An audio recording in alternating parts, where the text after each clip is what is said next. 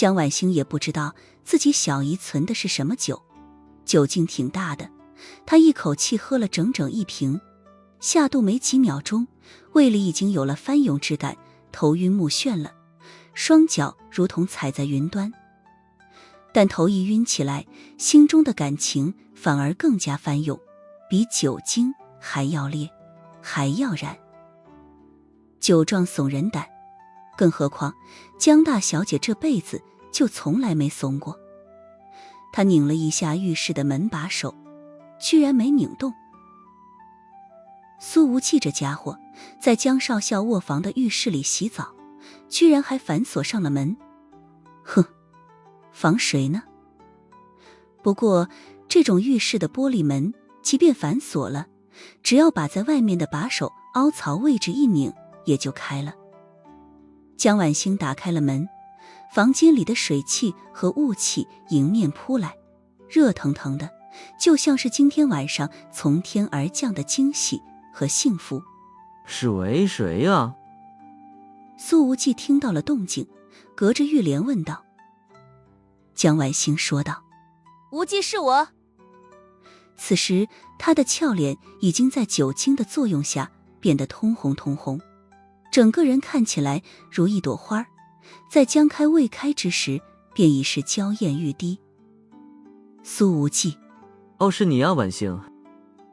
这句回答似乎有些机械，有些僵硬，也有些不知所措。显然以苏无忌的脑子已经猜出来江婉星进来是要做什么的了。我进来啦。江少校说道。苏无忌的脑子木木的。哦，来了啊！心脏狂跳，苏家软件啪的一下子绷直了。下一秒，他的耳朵里便传来了外套金属拉链被拉开的摩擦声响。水还在哗啦啦地冲着，苏无忌站在原地，脑子里全然在想着：这是什么破功法？这是什么破功法，坏我好事啊！虽然那7个动作他已经快要练成第5个了，据说速度超过老爸很多，但是经过德芙兰西岛与风尘孝介和东乡浩平一战之后，苏无忌觉得自己对这些动作的理解很浅显，并不透彻。对他来说，每一个动作都是个独立的个体，目前还并不能够融会贯通，否则的话，战斗力必然还会上升一大截。而真正将这些动作合为一体，应该还是一个很漫长的过程。什么时候才能完全练成啊？简直看不见希望，婉星都要进来了，总不能拒绝吧？苏无忌跺了跺脚，心道。他有点着急恼火，以至于都没听到那外裤的皮带扣落在地砖上的声音。而紧接着，一双鲜白玉润的脚从掉落在地的裤子里抬起，轻轻地踩在地面上，浴帘就被拉开了。潮湿的空气仿佛骤然凝滞。此刻的江婉星只穿着贴身的衣服，纯棉的纯白色，虽然小臂和脖颈都因风里来雨里去而呈现出浅浅的小麦色，但江婉星的身上皮肤真的很白很细腻，在浴室的灯光下闪着动人的光泽。迸溅的水花一下子就把她的衣服打湿了，就像是被晨露浸透的百合花瓣。那危险半透明的白色花瓣之后，似乎已经隐现浅浅的粉。苏无忌的呼吸已经无比急促了起来。问你这是来干什么？他说着，两只手放在身前挡着自己，声音似乎已经快要被落在身上的水流揉碎。江婉星的长睫毛上都挂着水珠，轻轻说道：来给你生孩子。什么叫直球啊？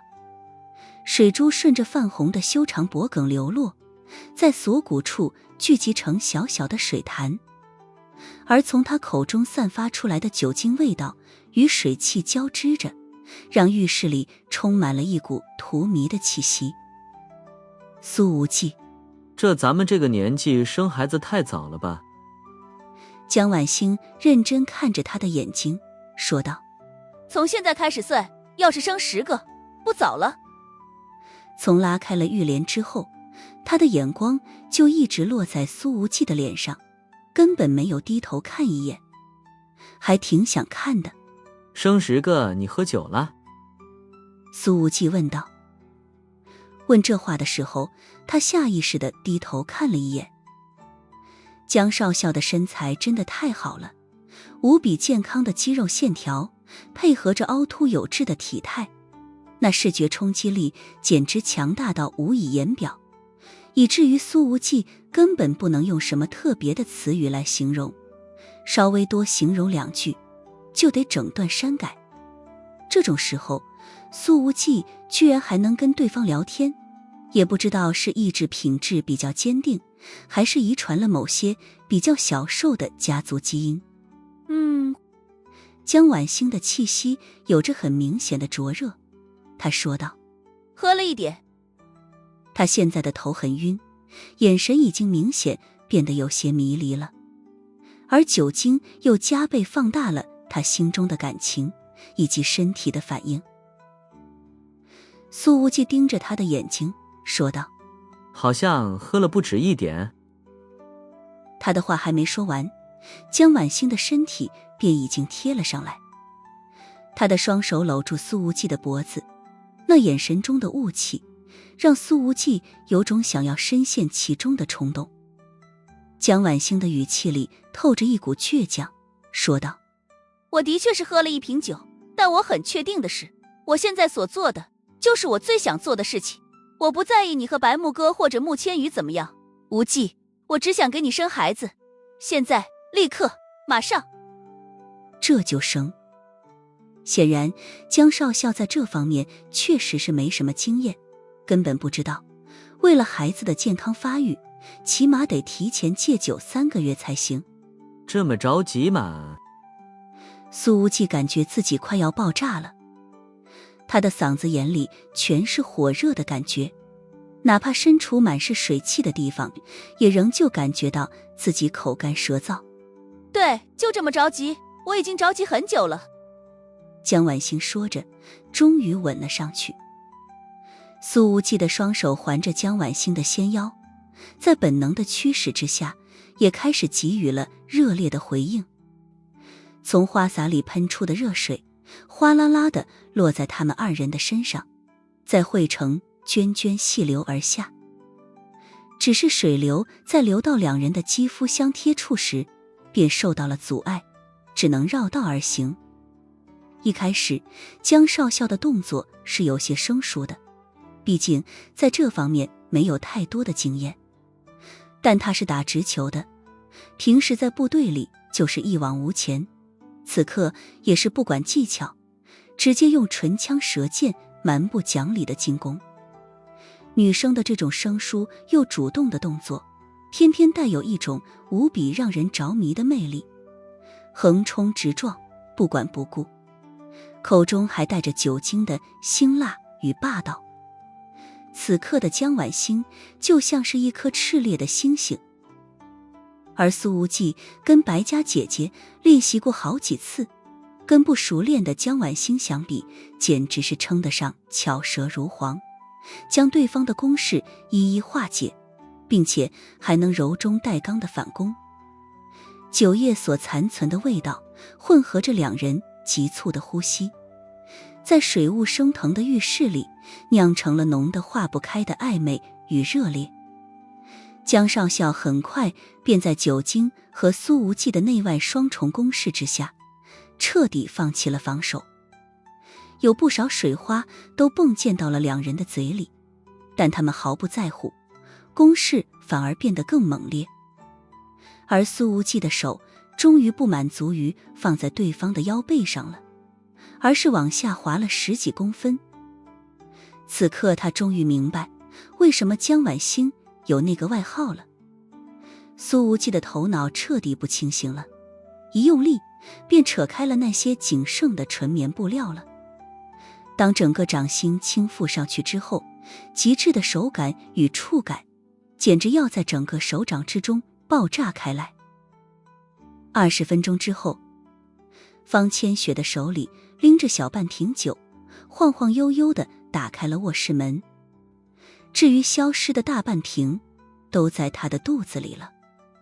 今天晚上太开心，太激动，一个不小心就喝多了。方千雪本来是想要来找江晚星和苏无忌喝点的，结果在楼下都没看到人。晚星在洗澡了，小渣男又跑到哪里去了？方千雪看了看那干净整洁的大床，又扭头看向了正传来哗啦啦水声的浴室。她走到了门边，然而江晚星进去的时候并没有把门关死，起码留了10公分的超大缝隙。这10公分之后的画面全部映入了方千雪的眼帘。此时江晚星正坐在洗手台的台面上，身体微微后仰，一只手撑着台面，一只手扶着苏无忌的头。苏无忌正单膝跪地呢，不知道在埋头干啥。方千雪的眼睛都瞪圆了。别看他平日里说话浪里浪气的，可是现实生活中什么时候见过这场面？这视觉冲击力简直强得无以言表。啪！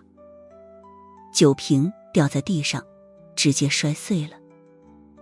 对于正全身心沉浸式体验某种事情的一对男女来说，这一下绝对算得上震撼心神的巨响了。苏无忌和江晚星立刻惊醒，立刻转过脸来。一个从洗手台上跳下，一个从地砖上站起，而另一个则是浑身僵硬地站在门口，完全不复平时的女流氓本色。方千雪，你来到这里干什么？江晚星没好气地说道。她现在的双颊滚烫滚烫，简直想要找个地缝钻进去。我想来找你们喝酒的，谁知道你们……方千雪下意识地看了苏无忌一眼，呼吸的本能动作似乎都变得有些僵硬。小渣男你……江晚星反应了过来，连忙站到了苏无忌的身前，用自己的身体挡住了年轻小姨的眼光注视。反正自己经常被方千雪看，从小到大经常一起洗澡游泳，不知道被看光了多少次，但无忌不能吃这个亏啊。方千雪忽然想起了自己女流氓人设，连忙双手抱胸，做出一副无所谓的姿态，说道：还能这样挡的？我是你小姨，帮你多看2眼验验成色怎么了？江晚星羞恼之际，方千雪，我还没结束，你快出去。什么还没结束？你这是压根还没开始吧？方千雪笑呵呵地看向苏无忌。小渣男，你这挺主动的，来说说我们家晚星的口感怎么样？口感怎么样？苏无忌万万没想到，从方千雪的嘴里竟然抛出了这么一个问题。你怎么不问问口味啊？苏无忌下意识地咂了咂嘴，喉结不由自主地滚动。什么味的来潮？可是他现在的大脑一片空白，因为自己正站在江晚星的身后，对方背后那最美妙的线条就这么毫无保留地展现他的面前。刚刚的口感具体是怎么样的，还真的想不起来了，好像跟吃那种又细又嫩又滑的豆腐的感觉差不多，像是入口即化。方千雪啧啧说道：小渣男，你遇事儿就缩在我们家晚星的身后，算不算男人？苏无忌艰难地说道。我现在我能站出来。江晚星跺了跺脚。方千雪，你要死啊，快给我出去。方千雪笑眯眯地盯着对方的胸口。哇哦，好几个草莓印，小渣男刚刚这么用力的吗？江晚星羞恼之极，想要走上前来把小姨推出去，可后者却说道：你俩都别乱斗，当心别扎脚了。他连忙出去找来了笤帚拖把，围绕着那两人开始低头清理浴室里的酒瓶碎片。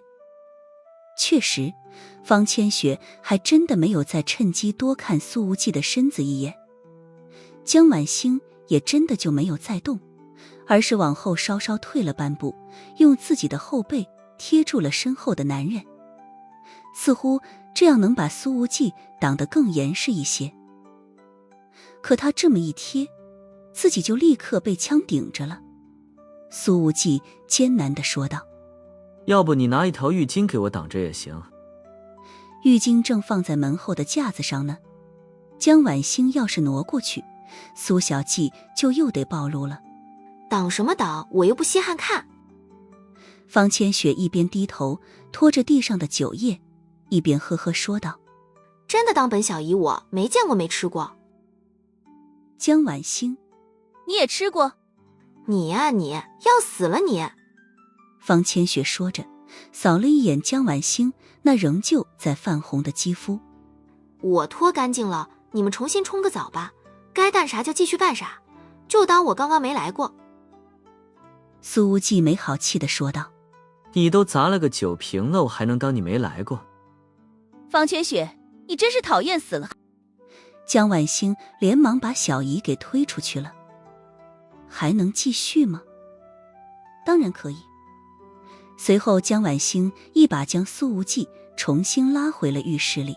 小姨可真是的，我们继续。江少校说道。今天晚上他真的是铁了心了。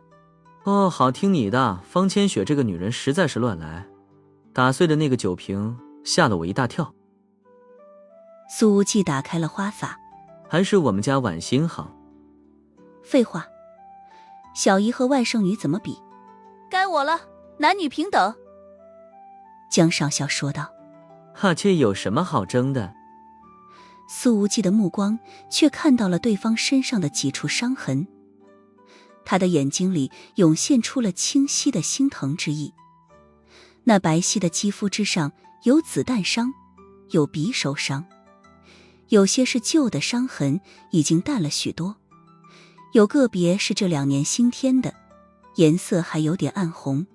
晚星这些年来你受苦了。苏无忌说道。江晚星的声音变得柔和了起来，眼光也无限温柔。其实我能等到一个人愿意对我说这样的话，就已经很幸福了，更何况他还带回来了我的妈妈。苏无忌很心疼眼前的姑娘，自己之前脑子一片浆糊，居然都忽略了她身上的伤，此刻无比的内疚。既然已经等来了你，我就觉得这些年的辛苦都值得了。顿了顿，江晚星笑道：更何况咱们现在是抒情的时候吗？方千雪回到了自己的卧室里，她背靠着门，脑海里满是刚刚看到的画面，那一张妩媚的俏脸已然变得滚烫滚烫。这小渣男怎么这么会玩啊？怎么比电影镜头还要勾人？他忍不住地说道。显然之前透过浴室缝隙，他已经把苏无忌都看得干干净净了。这小渣男的身板好像还挺厉害的。方千雪的双手紧紧压在自己的胸口，心脏砰砰直跳。也不知道满星当初是个什么感觉。这个著名的女流氓本质上也只是个喜欢口嗨的理论派而已。方千雪缓了好一会儿，但还是没能镇定下来。真是有点奇怪，老娘平时对男人从来不感兴趣的，今天这是怎么了？也不知道他们有没有继续。其实在江晚星回来之前，方千雪就已经洗完了澡，可现在在感受了一下自己身体的状态之后，她还是觉得自己得重新洗个澡，换一件贴身衣服了。这个小渣男啊，帮我找回了姐姐，我该怎么报答你？给钱你又不要，总不能真的给人吧？那不就成了跟婉欣抢男人了吗？真是讨厌死了，我怎么就手一滑没拿住酒瓶呢？还非要调侃几句，把他们俩的好事都给打断了。哎，这手欠嘴巴也欠。我刚刚真不是故意打断的，要不要回头跟婉星解释一下？哎呀，后悔死了，也不知道他俩还能不能继续。一边冲着澡，方千雪一边自言自语，脑海里纷乱无比，全是挥之不去的绯色与旖旎。我方千雪能抢全世界任何女人的男人，可唯独不能抢婉星的。方千雪说道，是该再好好想想该怎么报答这个抢走我初吻的小渣男了。讨厌，谁抢谁的初吻了？心不在焉地冲完了澡，胡乱地把身上擦干，方千雪便披着睡衣径直来到了姐姐的房间。她掀开被子钻进去，侧躺着，始终看着方兰霜那苍白又宁静的模样，眼睛亮晶晶的，如同夜色下的黑曜石。姐姐你回来了，真好。方千雪轻轻说着，时不时地抹着眼泪，久久无眠。这些年来，江婉星一直在践行着男女平等，尤其是在苏无忌面前，生怕自己比对方少付出半分。而这时候，苏无忌重又想起来父亲交代自己的话，这破功法极……苏无忌忍不住地开口，自己都已经老大不小了，这还得等到什么时候去？怎么了？什么功法？江婉星抬起头来，诧异地问道。苏无忌一拍脑门，说道：婉星，你先起来，我跟你说说我练的功法。啊！江婉星的表情呆在了脸上，谁家好人在这时候还要谈练功啊？然而苏无忌却居然已经讲起来了。我爸说过，我练的这功法很特殊，这里面有7个动作，在练成之前绝对不能碰女孩子。7个动作，你现在练到第几个了？江婉星问道。第5个了，但我感觉前面几个动作的基础其实没打好。苏无忌有点不确定地说道。我感觉要是全部融会贯通，起码还得10年。说完这句话，他已经委屈得要哭出来了。救救孩子吧！你信吗？江婉星继续践行着男女平等，说道。总觉得不是真的。苏无忌的灵魂一颤，身形一晃，差点没站稳。他的后背靠着满是水珠的墙壁。信和不信好像已经不重要了。事已至此，再讨论这些已经晚了。你别信这些。江婉星冲洗了一下身子，便光着脚走到了洗手池旁边，用刷牙杯接水，漱着口。你要相信现代医学，这种示范和你的练功肯定没有任何因果联系的。苏叔叔肯定是在骗你的呀。他虽然喝了不少酒，但还是一眼识破了未来老公公的谬论。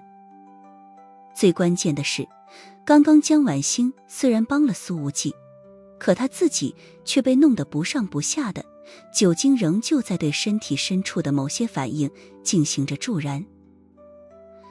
石楠花的味道其实不好闻，但是可这是来自于苏无忌的，这就让江婉星觉得很满足，完全没有半点排斥。苏无忌却是当局者迷了。我那个功法很奇妙的，隐隐蕴含着世间智理。他说道。不过我也说不清这2件事到底有什么影响。江婉星漱完了口，拿过浴巾，走到苏无忌的身边，大大方方地给他擦着身上。他自己还一身水珠呢。那你现在是什么感觉呢？他问道。苏无忌说道。很舒服。雪白的风景在自己的眼前晃着，他实在是很难淡定得下来。江婉星轻轻打了他的后背一下，笑道。我说的是练功，要不你运功一下试试看？行，那我试试。苏无忌说道。但他还是有点怀疑，毕竟所谓的阴阳调和，用嘴了或用别的地方，是不是对自己的影响不一样啊？你先试试，我现在出去一下。江婉星简单地把身上擦干，便直接光着脚走出去了。他回到了卧室，俏脸红红，看着落地镜子前的自己，攥拳给自己加了个油，似乎下定了某个决心。江婉欣今天豁出去了。随后他拿起手机打了电话。苏叔叔，我想问问，您以前告诉无忌的那句话是真的假的？他直接打给了苏瑞。今天晚上江少校的直球已经打疯了，不达目的誓不罢休。电话那边的声音响起，你说的是哪一句啊？这让酒精上头的江婉星也有点艰难。他咬了咬牙道，就是您说的无忌不能和女人睡觉，不然会影响那7个动作。好不容易鼓足勇气开口，声音却低得犹如文瑞，完全不是风风火火江少校的风格了。还没过门呢，就要开口问人家儿子能不能睡，实在是太羞人了。什么？我还对他说过这个？电话那边的公公说道，这是没影的事儿啊，我肯定没讲过。江婉星，无忌说是您说的。苏瑞说道，嗨，那可能是我随口骗他的，他居然信了这么多年，蠢死他算了。江婉星刚刚挂断电话，苏无忌便走了出来。只用嘴巴的话好像没影响，功法还能用。你刚刚在和谁打电话的？江婉星，咱爸。苏无忌，和神你。江婉星直视着他的眼睛说道，我问了咱爸了，咱俩可以睡觉。苏无忌的眼睛瞪圆了。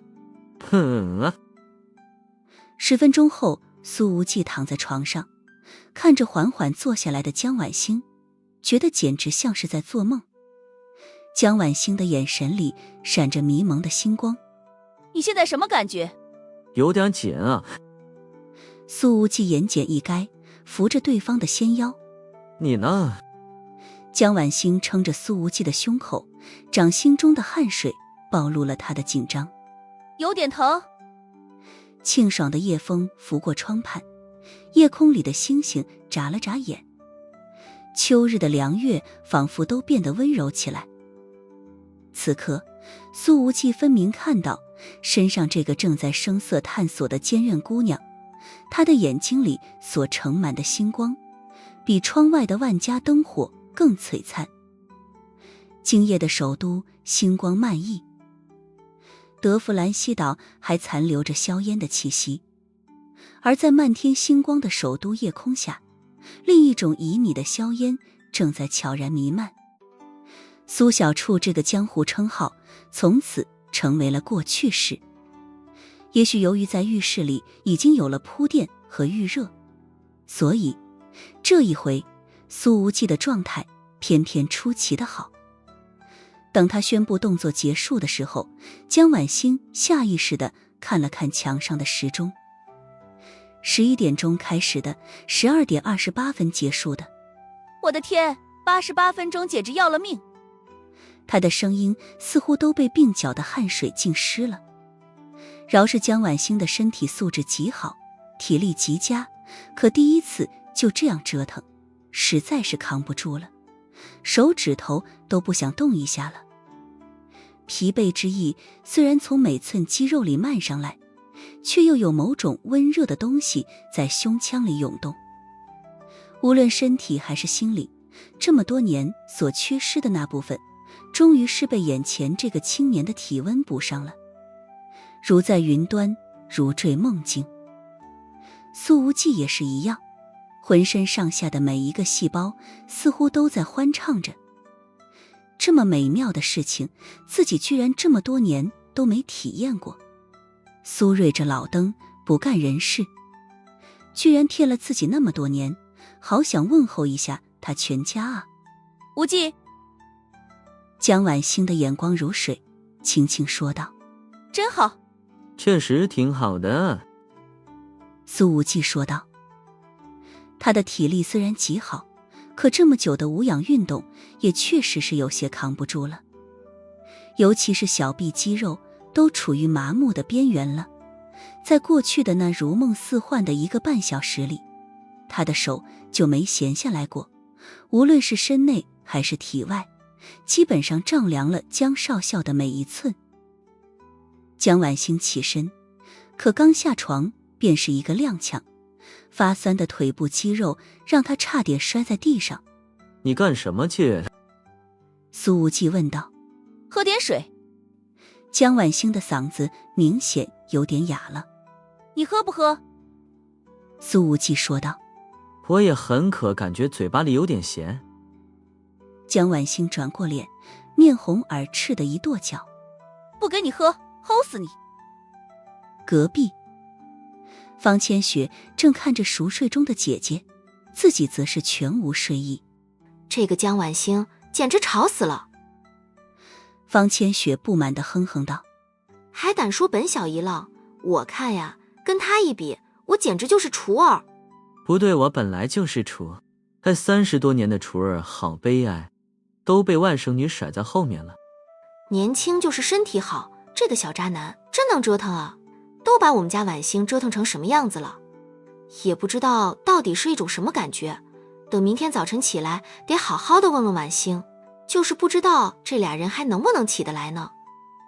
在江晚星那边消停之后，方千雪的脑海里思绪乱飞，不知过了多久，终于沉沉睡去。第二天的早晨7点半，苏无忌便已经在江晚星的卧室里完成晨练了。江少校的作息也很规律，早就已经醒了，正裹着被子靠在床头，看着苏无忌上半身的肌肉随着晨光而律动着，眼睛里始终透着宁静与满足。锻炼完了，我去洗澡。苏无忌说道。到底是年轻，此刻看着江晚星相肩半露躺在床上的样子，苏无忌又是本能的感觉有些不淡定。这个时候的江少校透着一股与平日里雷厉风行所截然不同的慵懒和居家感，怎么看怎么好看。可这个时候苏无忌才看到，对方的手腕上竟是戴着一个翠绿欲滴的翡翠镯子。之前在白木哥也参与的饭局上，他就见过这个镯子了，也不知道到底是谁拿给江晚星的，当时都没敢多问。你昨天晚上一直戴着这个吗？苏无忌问道。是啊。江晚星扬了扬手腕。咱爸给我的好不好看？他改口的速度实在是太快了，喊得非常自然。只是不知道等他见了苏瑞之后，当面还能不能喊得出来。苏无忌被这句称呼搞得心都要化了。好看。然而他嘴上说着好看，目光却落在了江晚星的胸口，显然不是在夸那翡翠镯子。此时随着对方的手臂抬起，那被夹在胳膊下的被子也随之而滑落。浅粉色的晚霞已然映入了苏无忌的眼帘。江晚星的俏脸一热，把被子拉了上去。不给你看，洗澡去。此刻的江少校感觉岁月好温柔，自己似乎被泡在了蜜罐子里，苦过之后都是甜。哎，不看了，再看下去要出事了。洗澡洗澡。苏无忌拿着浴巾进去了。江晚星拿起手机看了看，便看到了小姨的夺命连环消息。江晚星太阳晒屁股了，还能爬得起来吗？心里只有别的男人，连自己的老妈都快忘了吧。我把你和小渣男的事情都告诉我姐了哦。江晚星的俏脸快红透了。这个不靠谱的方千雪。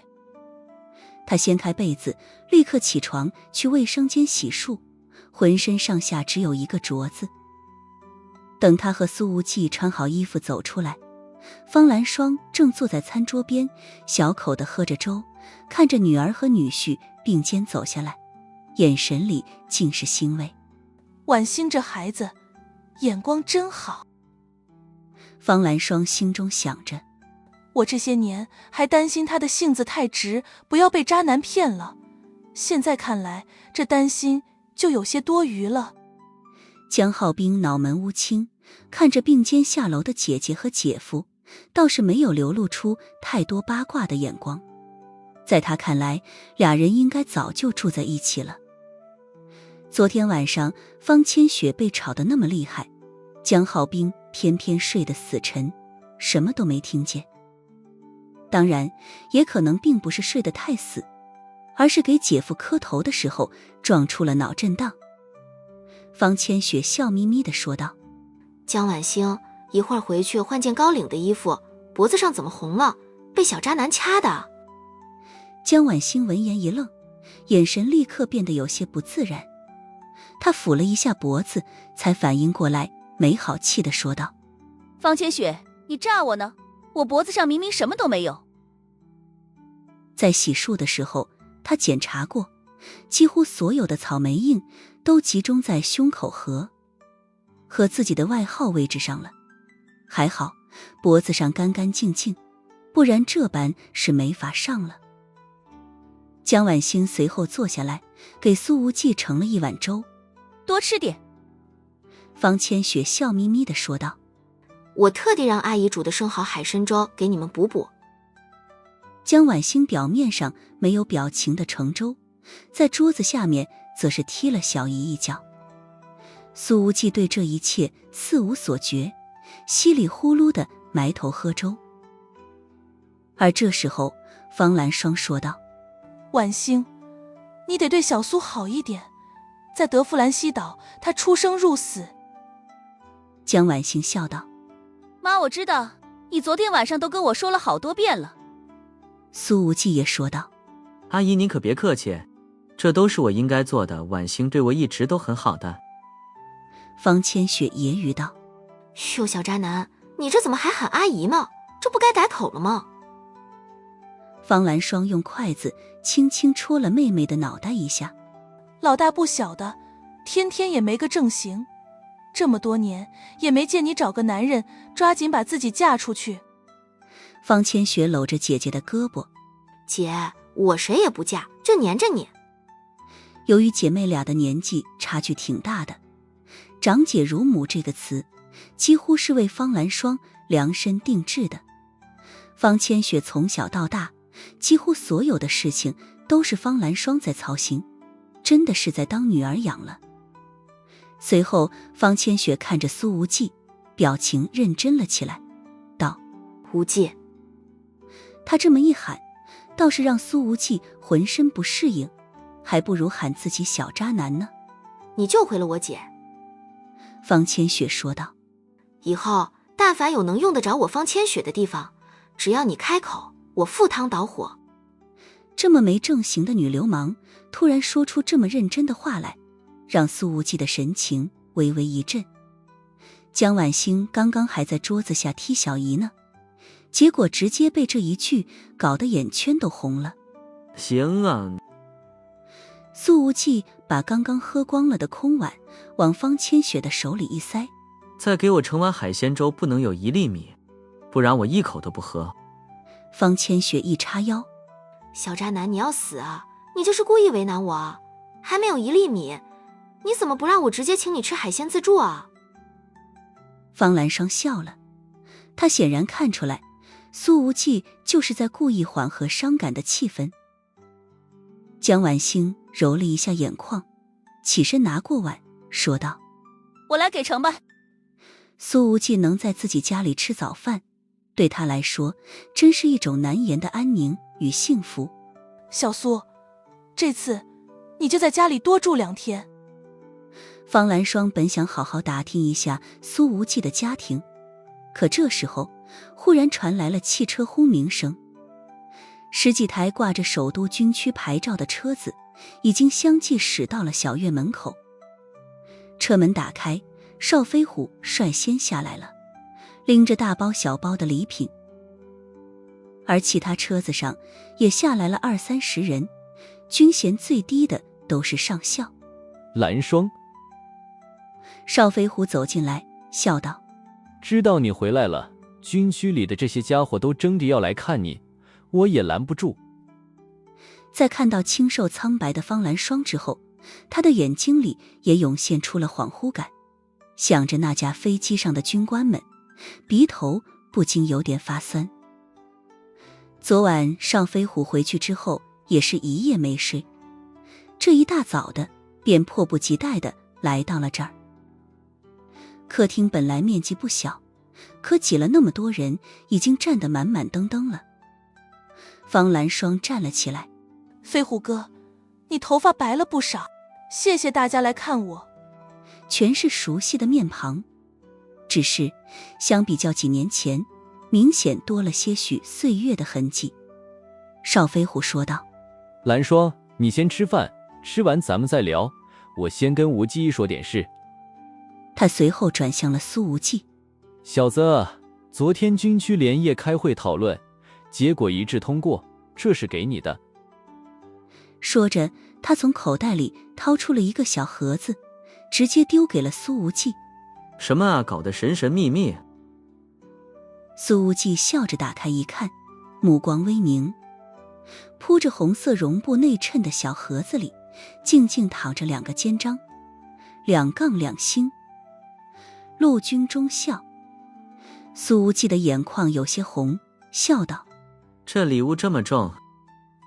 邵飞虎扭头看了看那些军官，说道：该你们了。下一秒，啪，这是立正时鞋跟撞击的声音。在场的将近30名高级军官，包括几名少将在内，面向苏无忌，右手齐齐抬到了太阳穴。将近30名军官齐齐向苏无忌敬礼。江晚星抹了抹眼泪，也站了起来，面向自己的男人，右手划至眉间。苏无忌有些感慨，起身也回了个军礼。方千雪看着几十人齐齐敬礼的情景，又想起第一次见到苏无忌穿军装之时的惊艳样子，看着姐姐已经真实的回到了身边，眼泪止也止不住。苏无忌看到这气氛，随后笑道：中校是挺好的，要是能兑换成奖金就更好了。有几名少将已经笑了起来，而其余的人都是眼睛通红的，有的还在狠狠吸鼻子。这些军官基本上都是江秉辰的老部下，而飞机上失踪的那些军官们也都是他们的老兄弟。江晚星立刻说道：无忌这些年我的津贴都攒着的，全都给你。苏无忌说道：那可不行，你的钱就是我的钱，首都军区财大气粗，可不差这一点。邵飞虎看了看手表，笑了一下：小子，你看看，应该差不多了。这时候，苏无忌的手机连续震动了几下。他打开一看，居然是好几条奖金到账短信。邵飞虎笑着说道：你立了大功，军区翻遍了所有你能符合的授奖条例，连夜联系了首都和临江政府，在今天上班之后，立刻把军区和各级政府的奖金发到位，加起来应该能有将近30万。苏无忌咧嘴一笑：可以啊，你们比宋鹤鸣那个死抠门可大方多了。他在手机上点了几下，然后江晚星的手机开始响了。你怎么把钱都转给我了？江少校诧异地说道：我最近不缺钱，都给你，留着给阿姨买点补品。苏无忌说道。一旁的方兰霜听了这话，真是越看女婿越是觉得满意，哪一方面都挑不出任何的毛病。方千雪拍了拍自己的胸脯：苏中校，你是不是忘了我有多少钱了？还差你这一点呀，你留着给我们家晚星当彩礼好了。我不要彩礼，1分都不要。江晚星俏脸绯红，立刻说道。方千雪笑起来：那小姨一定给你弄个重量级的嫁妆，让你风风光光的出嫁。江晚星实在是羞死了，也不知道该说什么好，连忙岔开话题，开始招呼各位长辈。首都军区的军官们并没有在这儿打扰太久，能见到方兰霜，他们便彻底放下心来。而因为面前这个青年的强力表现，对于那架飞机上的老兄弟们的回归可能，他们已经抱以更多的期望。等邵飞虎等人走后，江晚星对苏无忌说道：我陪妈妈你去看看中崎奈美吧。两人早晨在洗漱的时候，苏无忌已经简单地说起了这次在德弗兰西岛的经历，以至于江晚星对这个东洋小上人印象极为深刻，并且毫无反感。苏无忌笑道：咱俩才刚刚滚完床单，你就这么着急的让我去看别的女人啊？江晚星的表情很认真，就冲他愿意毫不犹豫地为你挡刀，我也愿意把他当成好朋友的。最难消受没人恩。不知不觉间，小上人居然为了苏无忌做了这么多。苏无忌轻轻叹了一声：你就不怕他看上我了？江晚星半开玩笑地说道：那我不得有大房风范？大房？谁说江少校没有一颗想上位的心？不得不说，如果要按照昨晚的那种经历作为排队次序的话，江晚星已经是妥妥的排在第一位了，把之前进展最快的白木哥都远远甩在了身后。至于本来遥遥领先的穆千羽，似乎连手都还没拉过呢。这一次，中崎奈美住的是首都军区总院，而在从德弗兰西岛起飞的时候，苏无忌已经让傲雪小妈帮忙，把宁海毕康几位最顶级的专家提前请到了这间医院里等着了。中崎奈美落地之后，便立刻接受了7、8个小时的手术，此时已经在病房里沉沉睡去。临近中午，他才迷迷糊糊地醒来，麻药的药劲儿终于彻底过去，但身心之中的强烈疲惫感还是让小上人有些恍惚，一时间没想起来自己在哪里。上午的阳光透过窗子洒满病房，一张年轻的面庞便随之映入中崎奈美的眼眶。无忌，小上人说道。他这一开口，觉得嗓子简直火烧火燎的，似乎整个人都变成了一株蔫巴缺水了的小水仙。苏无忌用棉签蘸着水，小心地给小上人沾湿嘴唇，说道：手术很成功，你肚子里的那些伤势都缝合好了，只要静养就行了。似乎仅仅是一夜没见而已，中崎奈美的小脸便已经是瘦削了好几分，显得眼睛更大了一些。她躺在病床上，这娇小的身材加上清纯的素颜，简直像是个豆蔻年华的少女，让人忍不住的生出了垂怜之心。哇！中崎奈美摸了摸肚子上的厚厚纱布，忽然想到了某个可能，大眼睛里慢慢的蓄满了泪水，说道：我会不会不能生宝宝了？苏无忌也没瞒他，要看伤口恢复情况的，这个也急不来。以华夏的医疗水平，加上你的身体素质，肯定没问题。那就好，我一直都想要个小宝宝呢。中崎奈美稍稍的松了一口气。还有甲贺流那边。苏无忌听到他这么说，莫名想起来东乡浩平临死之前所说的那几句话了，什么带着小上人去朝生处寻光，别让他被那些人发现之类的。我已经让人帮忙盯着了。苏无忌说道。甲贺流不会有任何的问题，你如果不放心，等出院了就立刻赶过去。当然我建议你在华夏起码休养半年，以免落下后遗症。话虽如此，其实苏无忌是真的不想放小上人回到德弗兰西岛人之将死。其言也善，苏无忌本能地相信东乡浩平并没有说谎骗他。好呢，我相信你，都听你的。中崎奈美撅了撅嘴，有点委屈地说道：我有点累了，又想睡一会儿了。说完这句话，他便闭上了眼睛，很快陷入了沉睡。小上人现在的身体状态已经虚弱到了极点了，如果不是本身的身体素质极好，中崎奈美根本无法活着被抬下手术台。苏无忌走出了病房，肖英磊和小庞迎了上来。昨夜是他们一直在陪着中崎奈美。老板，肖英磊说道，已经排查完毕，医院周围目前还没发现可疑人员。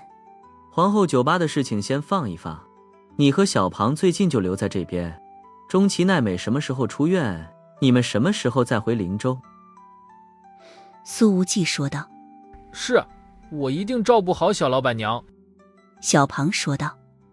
苏无忌眉毛一挑，小老板娘？肖英磊轻笑道，小庞说的是中崎小姐。小庞这不是老板娘，她也不小，这次就算了，下次再乱喊扣你工资。苏无忌拍了拍小庞的肩膀，老板，中崎小姐为你挡了一刀，差点死掉了，还没资格当老板娘吗？小庞问道。灵魂发问，一句话把苏无忌问沉默了，而肖英磊则是在一旁抿着嘴，笑盈盈的没讲话。苏无忌看了一眼肖长腿，你教着？肖英磊摇了摇头，微微收起了笑容，很认真地说道，不是我教的，但我想如果中崎小姐真的成了老板娘，皇后里不会有半点意见。苏无忌没有再说什么，他转身透过病房的门缝，看着陷入了深睡状态的虚弱小上人，轻轻地叹了一口气。当一个姑娘不顾生死为你挡下致命的危险，作为一个正常男人，心中又怎么可能不受触动呢？与此同时，首都的君庭湖畔，一个男人坐在湖边的小马扎上，他穿着军绿色马甲，脑袋上戴着一顶渔夫帽，悠哉悠哉地钓着鱼。这打扮，起码从表面上看起来，和其他对女人失去了兴趣的中年男人很相似。而这时候，一道穿着黑色运动夹克的身影走了过来，正是苏无忌的老妈白红颜。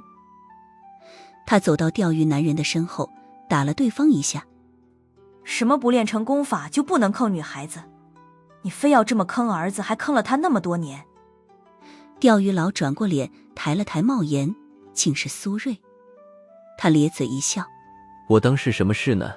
我跟你说，年少不知那什么珍贵，苏无忌那小子还敢抱怨我，我还不是为了他好。白红颜，我可没看出来你哪里为了他好的，这不耽误我们抱孙子吗？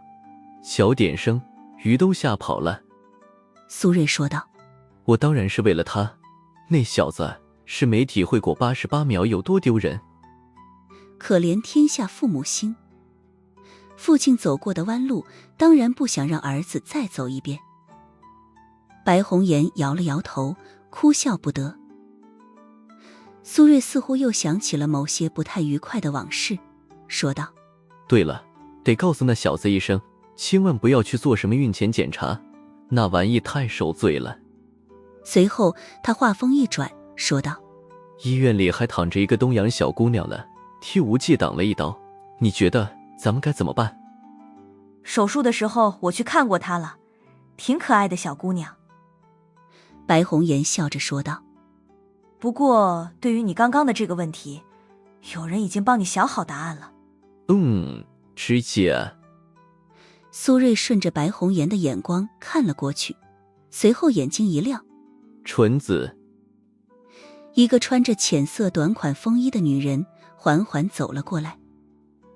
她足蹬小皮靴，个头不算高，看外形大概30多岁，留着垂到肩头的中短发，脸上虽然戴着一个大号墨镜，可是从暴露在外的口鼻来看，此人的长相绝对超过大部分的女明星。这女人摘下了墨镜，笑道，把这小上人交给我吧，我带一带他。东阳是该有个横空出世的超级天才了。苏无忌并不知道，躺在病床上的中崎奈美因祸得福，起码现在拥有了一个看起来极为光明的未来。而苏瑞和白红颜的目光也因为小上忍的挺身而出，而落到了他的身上。怕是以后苏无忌敢让小上忍受委屈，他们就得开始收拾儿子了。苏无忌在中崎奈美的病房里待到了晚上，宋鹤鸣的电话打来了。人在哪儿呢？苏无忌没好气地说道。老宋啊老宋，你看看你，人家首都军区和地方政府加起来发了我30万的奖金，还给我升了中校，你就给我那区3000块钱，还好意思再使唤我干活？宋鹤鸣呵呵一笑。区一个名誉中校就把你给打发了。依我看，这次首都军区不让邵飞虎把军区司令的位置让给你，都是他们不把你放在眼里。得了吧你老宋，我发现你就是个老绿茶。苏无忌说道。找我什么事儿？伊文斯已经吐口了，但是身体状态不太好，说了几句之后就已经晕过去了。宋鹤鸣说道。你带他出国一趟。去非洲吗？是的。苏无忌倒是从不怀疑老宋的审讯手段，他立刻说道。小玲玲那边遇到麻烦了。以往宋鹤鸣对这称呼倒是无所谓，可是在知道宋之瑜是自己女儿之后，宋鹤鸣在每面对苏无忌跟别的姑娘暧昧之时，心中都会有些难以控制的不爽。工作的时候你就不能称岳处长职务。宋鹤鸣说道。说这话的时候，他似乎全然忘记了自己之前是怎么极力撮合这俩人的。杀伐果断的老宋已经陷入了前所未有的矛盾期了。苏无忌于是便换了个称呼，重新问了一遍。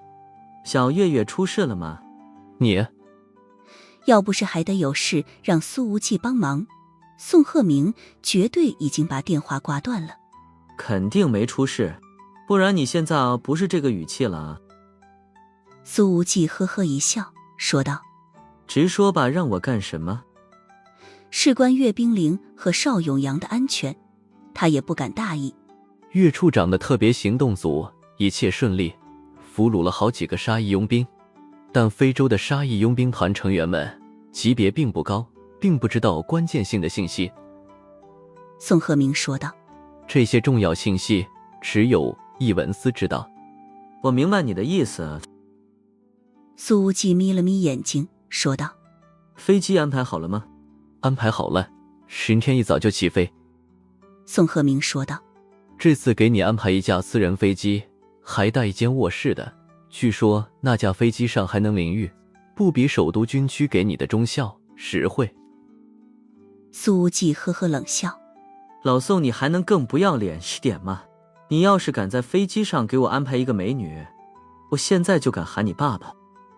想到宋之瑜每次看到苏无忌时所流露出的星星眼，宋鹤鸣没好气地说道。得了吧，你这么优秀的儿子我可不敢要。你如果真想要姑娘，就去非洲找，遍地都是黑珍珠，皮肤细腻，人又狂野，比灵州好得多。呵呵，你干脆抠死算了，要什么都不给。苏无忌问道。具体说说啊，我这次飞到什么地方去？宋鹤鸣。普勒尼亚。苏无忌说道。哼，当初江晚星父母所在的军方专机就是从普勒尼亚起飞，随后在印度洋上空失联。现在你人在哪里？宋鹤鸣问道。军区总院。苏无忌说道。中崎奈美接受了手术，估计1个月后才能出院。我让车子现在就去接你。宋鹤鸣说道。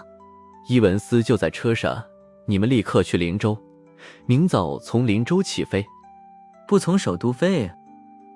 苏无忌问道。我协调一架这么顶配的私人飞机可不容易，首都附近没找到合适的。宋鹤鸣说完便把电话挂断了。苏无忌攥着电话，眼睛深处却闪过电闪雷鸣。旁人可能听不明白宋鹤鸣为什么要让他从灵州起飞，而苏无忌一下子就懂了。什么首都附近没有私人飞机，根本就是借口。如果他没猜错的话，灵州国际机场同样也没有这么一架飞机。老宋并不是让苏无忌真的去非洲，此次只是诱饵之行，而诱饵的这条路就是从首都到灵州。宋鹤鸣在电话里所说的一切都是在故布疑阵，都是在说给其他人听的。伊文斯被汉密尔顿狠狠折磨了一番，现在的身体状态并不好，根本没有把他带去非洲的必要。估计老宋严重怀疑自己的电话已经被监听了，不然绝对不会做出这一番安排的。苏无忌当时就听出来了，这种布置并非宋鹤鸣的一贯风格。苏无忌自言自语：妈的，真是吃了雄心豹子胆了，连中央调查局副局长也敢监听。而这时候，宋鹤鸣的电话又打来了。宋局，您老人家还有什么指示？不能一次说完吗？苏无忌的声音里透着一股懒洋洋的味道，眼睛里却是依旧金芒爆闪。显然宋鹤鸣第二次打来的电话更加关键。他问道：我刚刚电话里的要求你都听明白了吗？苏无忌站在走廊的尽头，往马路对面的咖啡馆看了几眼，随后懒洋洋地说道：宋大局长，您老人家看不起谁呢？我有那么迟钝吗？那就好，11。宋鹤鸣说道：我在车上1个小时之后到总院，送你们离开首都。苏无忌眯了一下眼睛，咧嘴一笑：宋大局长亲自来送我，那我真是受宠若惊啊。显然宋鹤鸣这句话的意思非常明显，对方甚至有可能在首都动手，对伊文斯进行灭口，嚣张至极。而他这个中央调查局的副局长在车上就能让对方投鼠忌器，起码在首都的地界内不至于太过肆意妄为。然而这个时候，苏无忌忽然感觉到有人在背后用手指戳了戳他，这让苏无忌浑身一个激灵，后背上已经炸起了一大片鸡皮疙瘩。因为他现在对周围环境的感知已经非常敏锐了，哪怕是在他全神贯注跟老宋打电话的时候，也没有人能够无声无息地靠近自己。紧张什么，小无忌？轻笑声从背后传来。苏无忌一转脸，一个戴着墨镜的姐姐出现了眼前。纯子阿姨，您怎么来了？苏无忌惊喜地说道。这正是曾经与父亲并肩作战的好朋友九阳纯子。之前自己去东阳之时借来的那台大 G 就是纯子阿姨给的。九阳纯子摘下了墨镜说道：我刚从君庭湖畔那边过来，你爸你妈都在。恶心。苏无忌摸了摸鼻子，本想问一问这种修罗场的具体细节，但想想还是强行忍住了。哎，以后有时间的话，这方面还得多向老爸取取经。苏无忌每次回想起上次江晚星和白木哥在同一张桌子上吃饭时候的明争暗斗，都是一个头两个大。九阳纯子说道：我来看看那个小上人。苏无忌恍然，纯子阿姨她的武道天赋实在卓绝，甚至有可能不在您之下。此刻他瞬间听明白了九阳纯子的意思，忍不住的有些激动，也替钟崎奈美高兴。如果有纯子这样的超级高手来当老师的话，钟崎奈美从此就不用自己在黑暗中摸索了。九阳纯子笑着说道：“东洋武道界当年被你爸杀得差点断了带，这30年来总算又有一些新人冒出来了。我跟你爸说过，得让东洋缓一缓，毕竟我是东洋人。”苏无忌笑道：“当然，我对东洋也很友好的。”“你有好个屁！”纯子笑了笑，看起来就像是个邻家的小姐姐，那细嫩的皮肤完全看不出任何岁月的痕迹。